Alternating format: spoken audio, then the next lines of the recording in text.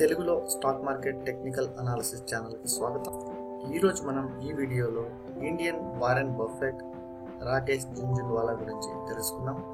మనం అమెరికాలో చూసినట్లయితే మనకు వారెన్ బఫెట్ ఎలాగైతే సంపాదించాడో అలాగే ఇండియాలో రాకేష్ జుంజున్వాలా ఎక్కువ డబ్బులు, ఎక్కువ కోట్ల రూపాయలు స్టాక్ మార్కెట్ ద్వారా గడించినటువంటి వ్యక్తి. సో ఈయన చెప్పినటువంటి సూత్రాలు కానీ, ఈయన ఎలా ట్రేడ్ చేశారు, ఈయన ట్రేడర్స్కు సూచించినటువంటి సూచనలు కానీ మనం ఈరోజు ఈ వీడియోలో చూద్దాం. రాకేష్ జుంజున్వాలా 1960 సంవత్సరంలో ముంబై నగరంలో జన్మించారు. ఈయన తండ్రి ఒక చార్టెడ్ అకౌంటెంట్. ఈయన కూడా సిఏ చేసిన తర్వాత ఈ స్టాక్ మార్కెట్ ట్రేడింగ్ అనేది స్టార్ట్ చేశాడు. యాక్చువల్గా ఈయన చదువుకున్న రోజుల్లోనే స్టాక్ మార్కెట్లో ఇన్వెస్ట్ చేయడం స్టార్ట్ చేశాడు. చదువు అయిపోయిన తర్వాత, చార్టెడ్ అకౌంటెంట్ అయిన తర్వాత ఈయన కాన్సన్ట్రేషన్ అనేది స్టాక్ మార్కెట్లో పెట్టడం జరిగింది. స్టాక్ మార్కెట్లో మనకు బిఎస్సి సెన్సెక్స్ ఎప్పుడైతే 150 ఉన్నదో అప్పుడు ఈయన స్టార్ట్ చేయడం జరిగింది ఇన్వెస్ట్మెంట్ అన్నది. అలాగే మనం ఒకసారి ఈయన పోర్ట్ఫోలియోని చూసినట్లయితే ఈయన కరెంట్ పోర్ట్ఫోలియో ఆల్మోస్ట్ 700 crores పైనే ఈయన పోర్ట్ఫోలియో ఉంది. అలాగే మనం యుఎస్ డాలర్స్లో చూసినట్లయితే 1.15 billion ఈయన అమౌంట్ అనేది ప్రస్తుతము యాజ్ పర్ 2016 రికార్డ్స్ ప్రకారము ఈయన అమౌంట్ అనేది స్టాక్ మార్కెట్లో ఉందన్నమాట.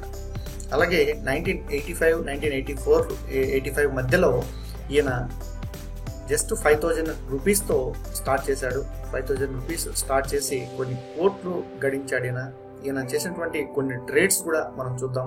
ఈయన ఎలాంటి ట్రేడ్ చేశాడు అనేది కూడా మనం ఈరోజు చూద్దాం. ఎందుకంటే ఇండియన్ స్టాక్ మార్కెట్ అన్నది స్టెబిలిటీ అనేది చాలా తక్కువగా ఉంటుంది.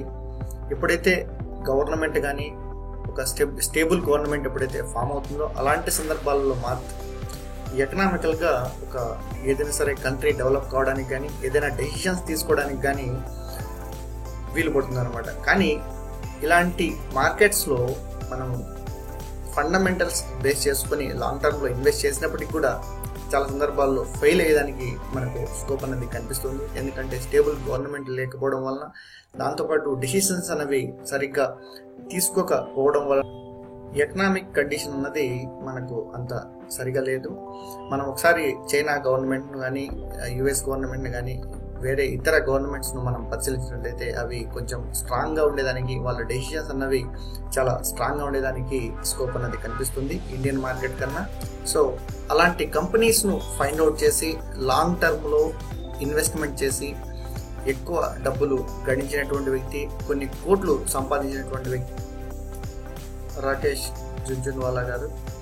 ఈయన ఎక్కువగా పుస్తకాలను పఠనం చేస్తుంటారు, ఎక్కువ పుస్తకాలను చదువుతూ ఉంటారు, ఎక్కువ స్టాటిస్టిక్స్ మీద ఆధారపడుతుంటారు. ప్రతి కంపెనీ డేటాను కూడా తీసుకొని దాన్ని అనలైజ్ చేయడం, దాని పోర్ట్ఫోలియోను ఫైండ్ అవుట్ చేయడం, దాని బిజినెస్ను అర్థం చేసుకోవడం, ఆ బిజినెస్ అన్నది ఫ్యూచర్లో దానికి గ్రోత్ ఉంటుందా, సో అలాగే ఆ కంపెనీకి సంబంధించినటువంటి కాంపిటీటర్స్ ఎవరు, వాళ్ళ నుంచి ఎదురయ్యేటువంటి సమస్యలు ఏంటి, ఆ కాంపిటీటర్స్ అన్న వారు ఎంత స్ట్రాంగ్గా ఉన్నారు, ఇలాంటి ప్రతి విషయాన్ని కూడా అధ్యయనం చేసి ఈయన ఇన్వెస్ట్ చేయడం అన్నది జరిగిందన్నమాట.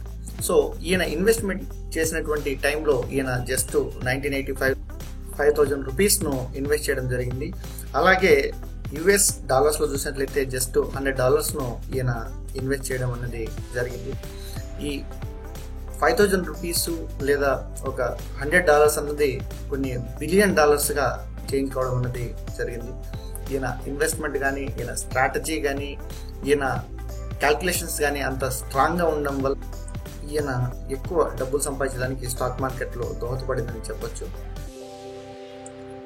మనం ఒకసారి ఈయన ట్రాన్సాక్షన్స్ను ఒకసారి చూసినట్లయితే ఆల్రెడీ మనం చెప్పుకున్నాం 1985లో ఈయన 5,000 రూపీస్ను ఇన్వెస్ట్ చేయడం జరిగింది. ఈయన ఫస్ట్ టైము టాటా టీ స్టాక్స్ను కొనడం అన్నది జరిగింది. 1986లో ఈయన 5,000 షేర్స్ను 43 రూపీస్కు పర్ షేర్ 43 రూపీస్కు కొని ఆ తర్వాత వాటిని 143 రూపీస్కు అమ్మడం అన్నది జరిగింది. సో ఈ విధంగా ఆయన స్టార్ట్ చేశాడు. అలాగే సెసగోవా షేర్స్ ఈయన వచ్చేసి 1,400 రూపీస్లో అమ్మడం జరిగింది. వాటిని రూపీస్కు ఈయన కొనడం జరిగింది. కరెంట్ పోర్ట్ఫోలియోను మనం చూసినట్లయితే ఆల్మోస్ట్ మనకు 7,300 crores ఆయన పోర్ట్ఫోలియోలో ఉంది. కరెంట్ స్టాక్ మార్కెట్లో ట్రేడ్ అవుతుంది. సో చాలామంది ఈయన్ను ఫాలో అయినటువంటి వారు, చాలామంది ఈయన ట్రేడ్స్ను ఫాలో అయ్యి ఆయనతో పాటు ట్రేడ్ చేసినటువంటి వాళ్ళు కూడా చాలా వరకు డబ్బులు సంపాదించారు. అలాగే ఈయన క్యాల్కులేషన్స్ అన్నవి ఎగ్జాక్ట్గా ఆయనకు మాత్రమే తెలుసు కాబట్టి ఎప్పుడైతే ఆ ప్రైస్ ఎప్పుడు ఎగ్జిట్ కావాలనో అప్పుడు మాత్రమే ఈయన ఎగ్జిట్ అయ్యేవారు. చాలామంది కొంత ప్రాఫిట్ వచ్చిన తర్వాత ఎగ్జిట్ అయిన వాళ్ళు చాలామంది ఉన్నారు. ఎందుకంటే ఆ క్యాల్కులేషన్స్ అన్నవి బయటకు లీక్ చేయరు కాబట్టి ఇన్ కేసు ఆ డూప్లికేట్ ఆర్డర్స్ ఎప్పుడైతే వాళ్ళు ట్రేడ్ చేస్తారో ఆ ట్రేడ్స్ని బట్టి వేరే వాళ్ళు కూడా ఆర్డర్స్ ప్లేస్ చేసి ట్రేడ్ చేసినప్పటికీ ఈయన పర్ఫెక్ట్గా క్యాల్కులేషన్స్ అన్నవి కలిగి ఉన్నాడు కాబట్టి ఆయన ఎగ్జాక్ట్ ప్రైస్లో మాత్రమే ఎగ్జిట్ కావడం అన్నది జరిగిందనమాట. సో ఆయన ఏమంటారంటే ఆయన సంబంధించినటువంటి కొన్ని సూత్రాలను కానీ కొన్ని రూల్స్ని కానీ మనం చూసినట్లయితే ప్రతి ట్రేడ్ను కూడా మీ ఫ్రెండ్లా ట్రీట్ చేయండి అని చెప్పేసి ఈయన ఒక వాక్యం అనేది ప్రతిసారి కూడా చెప్తుంటాడు. ఎక్కడైతే మనం రాకేష్ జుంజున్వాల బుక్స్ కానీ ఏవైనా చూస్తామో అక్కడ ప్రతిసారి కూడా ఈయన ఫస్ట్ పేజీలో మెన్షన్ చేసేది ఏంటంటే ట్రేడ్ ఈజ్ యువర్ ఫ్రెండ్ అని చెప్పేసి మెన్షన్ చేస్తారనమాట. చేసేటువంటి ప్రతి ట్రేడ్ను కూడా మీరు చాలా జాగ్రత్తగా మీ ఫ్రెండ్ అని చెప్పేసి అనుకోవాలని చెప్పేసి ఈయన మెన్షన్ చేస్తారు. ఎందుకంటే మనం ఫ్రెండ్లో ఎటువంటి క్వాలిటీస్ అయితే వెతుక్కుంటామో అదేవిధంగా మీకు ఎవరైతే సింక్ అవుతారో అలాంటి వాళ్ళని మాత్రమే మీరు ఫ్రెండ్స్గా ఎంచుకుంటారు కాబట్టి ఈయన ఆ భావనతో మీ ఫ్రెండ్ లాగా ప్రతి ట్రేడ్ను కూడా చూడండి. అలాగే మీరు భయపడకూడదు, ఎక్కువ ఫియర్ చెందకూడదు అని చెప్పేసి ఈయన చెప్తారనమాట.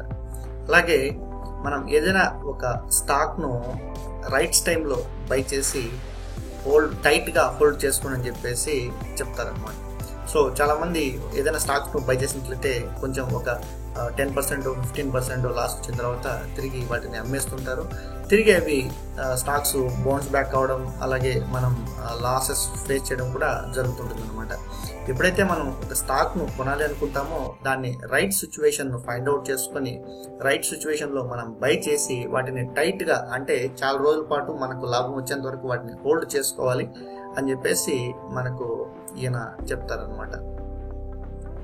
మనం ఏదైనా సరే ఒక కంపెనీలో ఏదైనా ఒక స్టాక్లో మనం ఇన్వెస్ట్ చేసినప్పుడు అది రిటర్న్స్ ఇచ్చే వరకు మనం పేషెంట్గా వెయిట్ చేసి ఉండాలి. ఎక్కువ రోజులు ఎప్పుడైతే వెయిట్ చేస్తామో మనకు సరిపడినటువంటి రివార్డ్ అనేది మనకు వస్తుందని చెప్పేసి కూడా ఆయన చెప్తారు.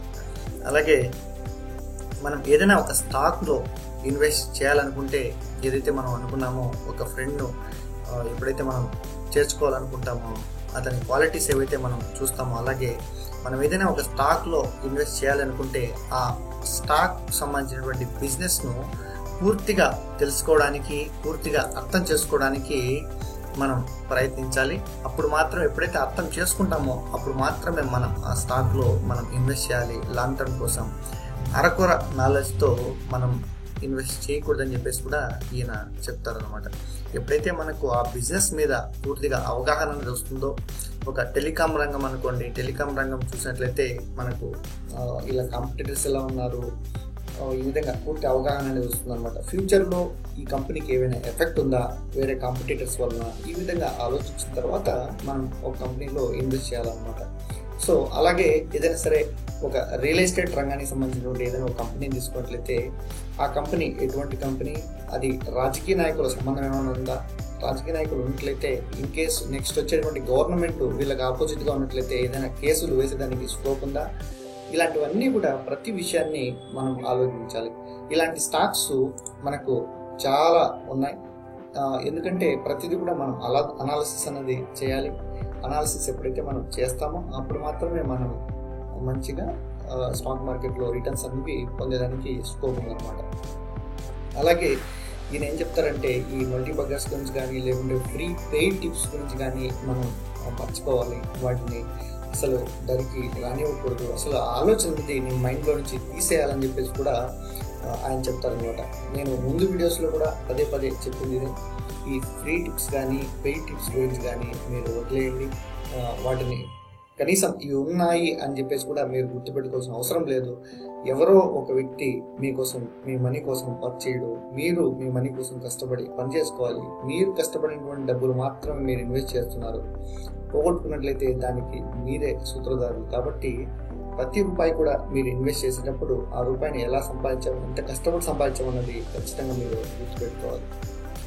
మనం ఎలాంటి స్టాక్స్లో ఇన్వెస్ట్ చేస్తున్నాం అన్నది మ్యాటర్ కాదు. మనకు ఆ స్టాక్ యొక్క ఇన్ఫర్మేషన్, ఆ కంపెనీ యొక్క ఇన్ఫర్మేషన్ మాత్రమే మనకు అవసరం అన్నమాట. మనం ఒక పెద్ద స్టాక్లో, ఒక 50,000 ఉన్నటువంటి స్టాక్లో ఇన్వెస్ట్ చేయాల్సిన అవసరం లేదు. అలాగే మనకు 5 రూపీస్ ఉన్నటువంటి స్టాక్లో కూడా మనం ఇన్వెస్ట్ చేయాల్సిన అవసరం లేదు. అసలు కంపెనీ యొక్క స్టాక్ వాల్యూను మనం చూడాల్సినటువంటి అవసరం లేదు. మనం ఆ కంపెనీ యొక్క వర్తమానాన్ని కానీ, భవిష్యత్ వర్తమానం అంటే దాని యొక్క గుణగణాలను మనం ఎప్పుడైతే పరిగణలోకి తీసుకుంటామో, ఎప్పుడైతే వాటిని అనాలిసిస్ చేయగలమో, ఆ కంపెనీని మనం ఎప్పుడైతే అర్థం చేసుకొని వాటి యొక్క రిటర్న్స్ కానీ, లేకుంటే వాటిలో చేసేటువంటి యాక్టివిటీస్ని కానీ ఎప్పుడైతే మనం అర్థం చేసుకోగలుగుతామో అప్పుడు మాత్రమే మనం అటువంటి కంపెనీస్ను చూస్ చేసుకోవాలి. మనం అటువంటి కంపెనీస్ను అనలైజ్ చేసి చూస్ చేసుకోవడం వలన మనకు ఫ్యూచర్లో మంచిగా గ్రోత్ ఉండేదానికి స్కోప్ ఉందన్నమాట. సో విన్నారు కదా ఫ్రెండ్స్, ఈరోజు రాకేష్ జుంజున్వాలా గురించి. ఆయన తక్కువ అమౌంట్ను ఇన్వెస్ట్ చేసి ఇండియన్ స్టాక్ మార్కెట్లో ఎన్నో కోట్లు గడించినటువంటి వ్యక్తి. దాంతోపాటు ఈయన ఎన్నో కోట్ల రూపాయలను ఫండ్స్ రూపంలో చాలా పేదవాళ్ళకు కానీ, ఆశ్రమాలకు, వృద్ధాశ్రమాలకు చాలా వరకు ఈయన దాన ధర్మాలు కూడా చేశారు. సో ఇలాంటి గొప్ప వాళ్ళు చాలా తక్కువ మంది ఉంటారు. సంపాదించడమే కాదు, దాంతోపాటు మనం 10 మందికి ఖర్చు పెట్టాలి. అలాంటి వాళ్ళు మనకు చాలా తక్కువ మంది మనకు కనిపిస్తారు. సో ఫ్రెండ్స్, ఈరోజు మనం Rakesh Jhunjhunwala, Indian stock market, Warren Buffett గురించి తెలుసుకున్నాం. మరిన్ని టెక్నికల్ వీడియోస్ కానీ, ఫండమెంటల్స్ రిలేటెడ్ వీడియోస్ కానీ, మరింత స్టాక్ మార్కెట్ నాలెడ్జ్ కానీ ఎప్పటికప్పుడు నేను వీడియోస్ రూపంలో షేర్ చేస్తున్నాను. కాబట్టి ప్రతి తెలుగు మిత్రుడు కూడా మన ఛానల్ను సబ్స్క్రైబ్ చేసుకొని మీ నాలెడ్జ్ను ఇంప్రూవ్ చేసుకోండి. ఈ టిప్స్ మీద, వీటి మీద ఆధారపడద్దు. ఎప్పుడైతే మీరు నాలెడ్జ్ను ఇంప్రూవ్ చేసుకుంటారో అప్పుడు మాత్రమే మీరు మంచిగా రాణించగలరు. అలాగే ఎవరైనా సరే టెక్నికల్ అనాలిసిస్ నేర్చుకోవాలనుకుంటే నాకు ఈమెయిల్ పంపించండి. డిస్క్రిప్షన్లో మీకు ఈమెయిల్ ఐడి ఇచ్చాను, నాకు ఈమెయిల్ ఐడి పంపించండి. కనీసం బేసిక్స్ నేర్చుకున్న తర్వాత మాత్రమే మీరు టెక్నికల్ అనాలిసిస్కు అటెండ్ కాండి. లేకుంటే ఆ వర్డ్స్ కానీ, టెక్నికల్ టర్మ్స్ కానీ అర్థం చేసుకోవడం అనేది కొంచెం కష్టంగా ఉంటుంది. కానీ త్వరలోనే నేను ఈ చిన్న చిన్న వర్డ్స్ కానీ, ఈ టెక్నికల్ టర్మినాలజీస్ కానీ మొత్తం కూడా వీడియోస్ రూపంలో పెడుతుంటాను. సమయాభావం వలన ప్రస్తుతానికి కొంచెం నిదానంగా పెడుతున్నాను వీడియోస్. కానీ ఎప్పుడైతే టైం దొరుకుతుందో అప్పుడు నేను వీడియోస్ను తప్పకుండా మరిన్ని వీడియోస్ను అప్లోడ్ చేస్తూ మీ నాలెడ్జ్ను ఇంప్రూవ్ చేస్తుంటాను. Thank you all for watching this video. Please subscribe our channel and share it to our Telugu friends. Thank you all.